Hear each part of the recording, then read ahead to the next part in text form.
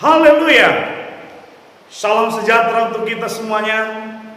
Kiranya kasih dan kebaikan Tuhan terus kita alami dalam kehidupan kita.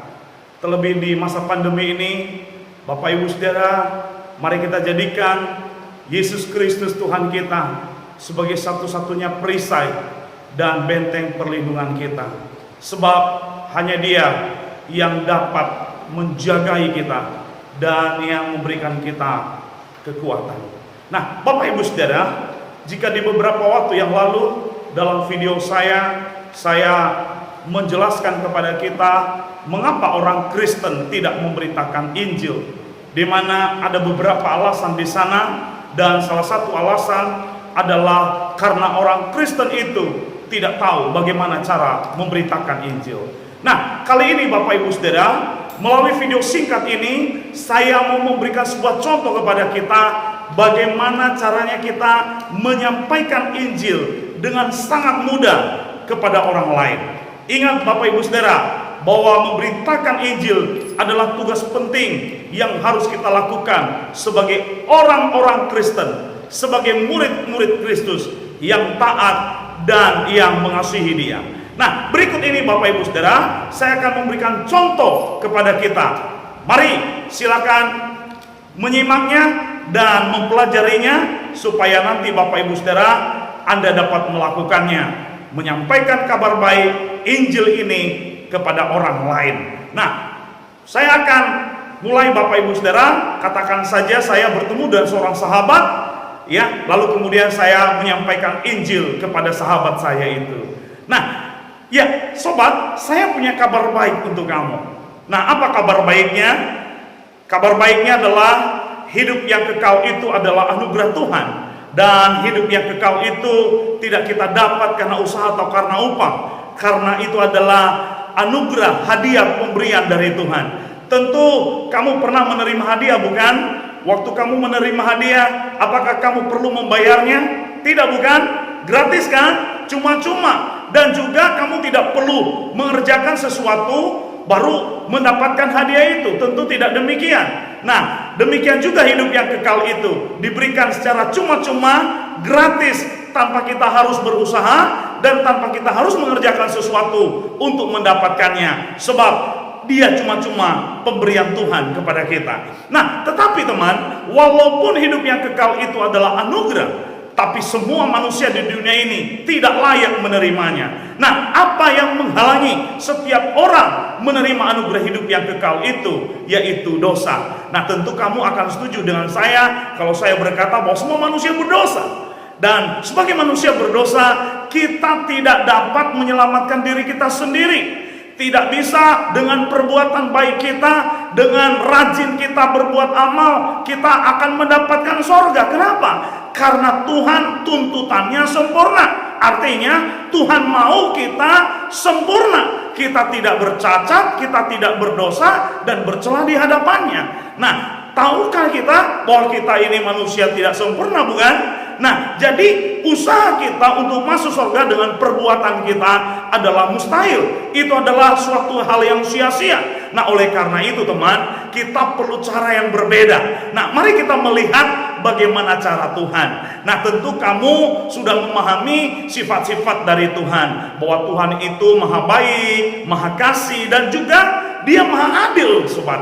Nah, ada pengertian yang salah tentang Tuhan. Sebagian orang berpikir bahwa Tuhan yang maha kasih itu seperti kakek yang sangat baik. Nah, sekalipun cucunya itu bandel, suka mecahkan gelas, mengotori lantai, tetapi si kakek tetap saja sayang sama cucunya dan dia tidak menghukum. Nah, demikian juga orang berpikir bahwa Tuhan yang adil itu seperti polisi. Kita tahu polisi sebagai penegak hukum, ketika melihat penjahat, tentu dia akan menegakkan hukum kepada penjahat itu, dan dia akan berlaku adil dan tidak akan ada kasih.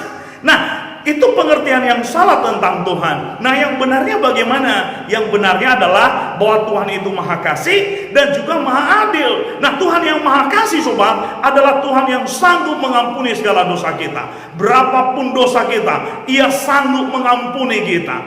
Dengan kasih-Nya yang kekal, sungguh Ia sanggup untuk mengampuni kita. Tetapi Dia bukan hanya Tuhan yang Maha Kasih, tapi Dia juga adalah Tuhan yang Maha Adil, di mana Ia harus adil dan Ia harus menghukum kita manusia yang berdosa, di mana upah dosa kita adalah maut. Nah, kalau kita melihat di sini, sepertinya ada sebuah masalah, bukan? Di mana letak masalahnya? Masalahnya adalah bagaimana kasih dan keadilan itu bertemu. Kalau Tuhan hanya mengasihi kita, itu berarti Dia tidak adil. Tapi kalau Ia adil dengan kita, maka itu berarti Dia tidak kasih.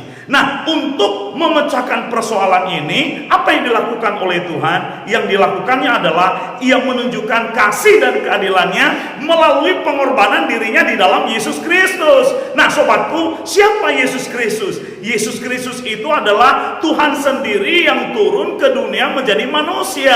Nah, apa yang dilakukan oleh Yesus Kristus? Nah, inilah yang dilakukannya, yaitu mati di atas kayu salib untuk menjalani hukuman atas dosa kita. Dia yang tidak mengenal dosa telah dibuat menjadi dosa karena kita, supaya kita dibenarkan, di mana segala dosa kita telah ditimpakan kepada Dia. Dan sebelum Ia mati, Dia berkata sudah selesai. Artinya apa?